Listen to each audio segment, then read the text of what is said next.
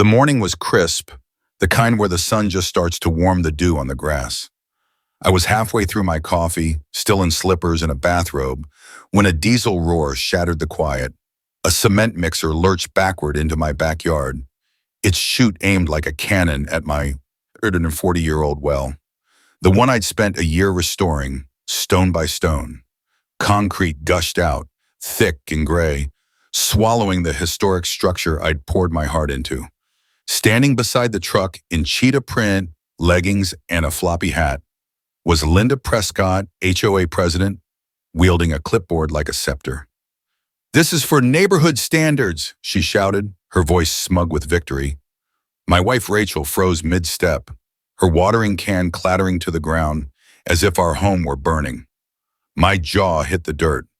Linda wasn't just vandalizing our property to us. She declared war on the one man who held legal control over her water supply. We'd moved to this historic edge of town for peace, drawn to a charming old property with a rare treasure, a hand-dug, approved well. Unlike our neighbors, chained to the HOA's overpriced water contracts, Rachel and I drank free, pure water from our well, a symbol of freedom from petty tyranny. Linda despised it. From the day she spotted our renovation plans, she launched her crusade. First came the complaints. The well's bricks clashed with aesthetic codes. Its pulley was too visible. Then came the citations, each more absurd than the last. We appealed, armed with permits and historical society blessings, and won every time. But Linda didn't quit. Her final email, ominously worded, read, "This is your last warning before community action." We laughed it off, securing our rights. We should have installed cameras. That morning, the mixer's growl yanked me outside barefoot. By the time I reached the well, it was 3/4 full, concrete bubbling like a witch's brew.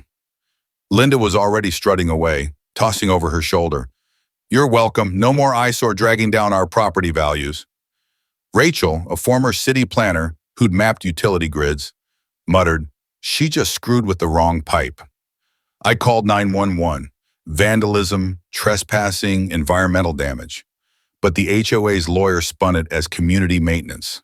The city called it a civil matter. Linda claimed board approval, backed by 3 signatures scribbled over brunch. We spent the day documenting everything: photos, videos, the truck's license plate.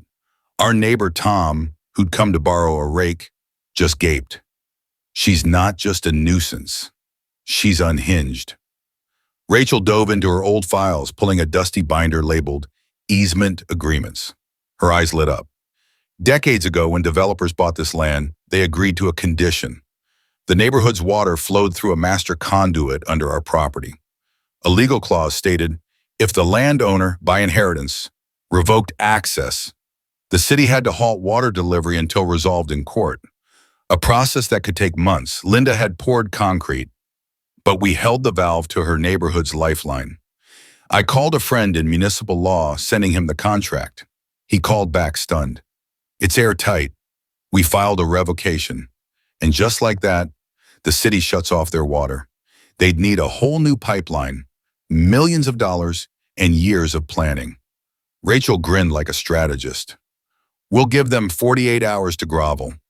That night, as Linda's HOA cronies toasted their victory, I sent an email to the water department, CCing the HOA.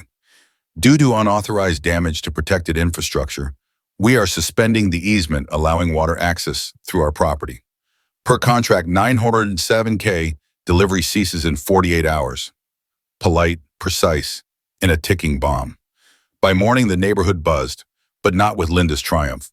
Her lackey Mark paraded in an HOA polo crowing about aesthetic enforcement. They didn't know their faucets had 2 days left. Rachel pulled up the conduit blueprint, highlighting our trump card. A century-old pipeline, running under our land, never rerouted. We controlled its valve, a sleek utility panel in our yard, restored just last year. Linda's HOA had built their empire on our pressure point. I printed the easement, bolding key clauses. While Rachel called her old boss, Ellen, at the water department. "They cemented your well?" Ellen laughed. "Send the revocation, we'll honor it. That valve's yours. By noon, a city inspector verified our panel, handing Rachel a card. See us. We'll handle the shutoff. As I watered our shrubs with well reserves, Linda sauntered by, smirking. Looks cleaner without that ugly well, doesn't it? I smiled. Things change fast around here, Linda. She frowned but flounced off, expecting rage. I wasn't angry. I was waiting. We finalized the revocation, attaching photos, videos, and a notarized neighbor statement. At 8 p.m., I hit send. The next day was quiet. Too quiet. The HOA scrambled behind closed doors, deciphering our move. At 7 a.m. the following morning, it began. A scream 2 houses down. Sprinklers failed. Faucets sputtered. The neighborhood chat exploded. No water. Is the HOA broke? Linda, fix this. Linda posted a lie. Due to municipal maintenance, water is temporarily limited. I choked on my coffee. Rachel scrolled the chaos, laughing. By 10:02 a.m., Linda stormed to our gate, shouting, I know what you did. I leaned against the fence. You cut off our well, Linda. We just returned the favor. Her face purpled. You can't do that. I shrugged. Read the contract you ignored. By noon, the HOA called an emergency meeting, but residents crashed it, demanding answers outside the clubhouse. I flew our drone overhead, streaming footage live. Mark yelled, You didn't mention a contract, Linda. A city official pulled her aside, her face cycling from shock to fury. Rachel sipped her tea beside me.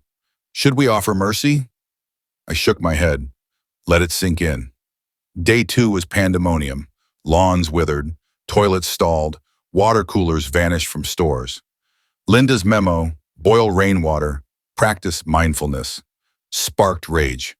She accused us of hoarding in the chat, so we set up a table by our gate, free well water for non-HOA members. Neighbors lined up, elders, families, dogs. Linda's lost it, one whispered. Why destroy a free well? Another asked.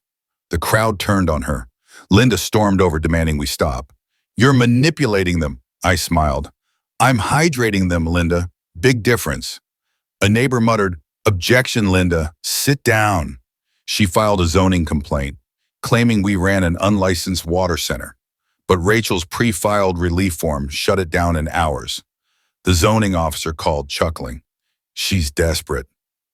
Residents revolted, petitioning to oust Linda.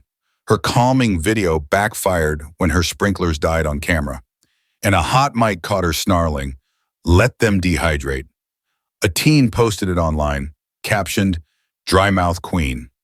It hit 700,000 views overnight. The HOA held an open meeting in the clubhouse lot. I watched from a lawn chair, drone streaming live. Residents roared, My kid's bathing in a bucket. I flushed with pool water. A petition to remove Linda passed overwhelmingly. She screamed about protocol, but her reign collapsed. I called Ellen, signaling we'd negotiate if Linda was gone.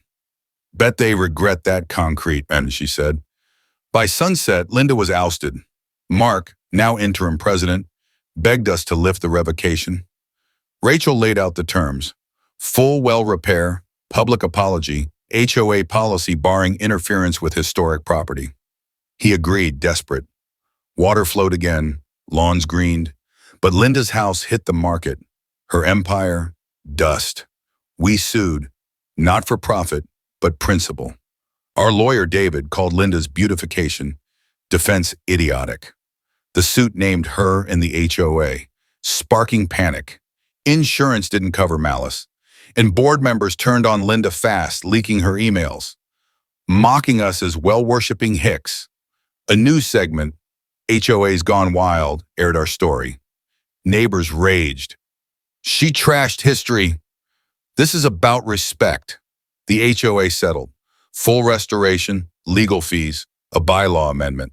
Linda vanished, rumored to be hiding at her cousin's. The well was restored, stone by stone, water flowing stronger than ever. The city added a brass plaque, historic water source, tampering prohibited. Kids toured it, one calling the sign a spell against bad grown-ups. We hosted a neighbor potluck.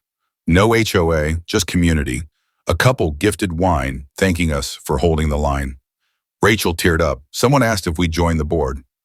I laughed. We just want peace. Another asked, will Linda return? I paused. If she does, are valves ready?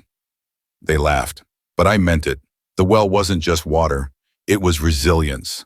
A lesson that says, don't bend to clipboards or concrete. Linda thought she'd bury us, but she unearthed a community that learned how to fight back. As moonlight hit the well, Rachel whispered, think they'll try again? I smiled. Not if they want to drink. Moral of the story, never underestimate the quiet homeowner who knows their rights. When power is abused and entitlement goes unchecked, justice often comes not through force, but through preparation, patience, and the law. What may seem like a small act of vandalism can unravel an entire empire when truth and resilience are on your side. The well wasn't just water, it was a symbol of standing up to bullies with dignity, strategy, and strength.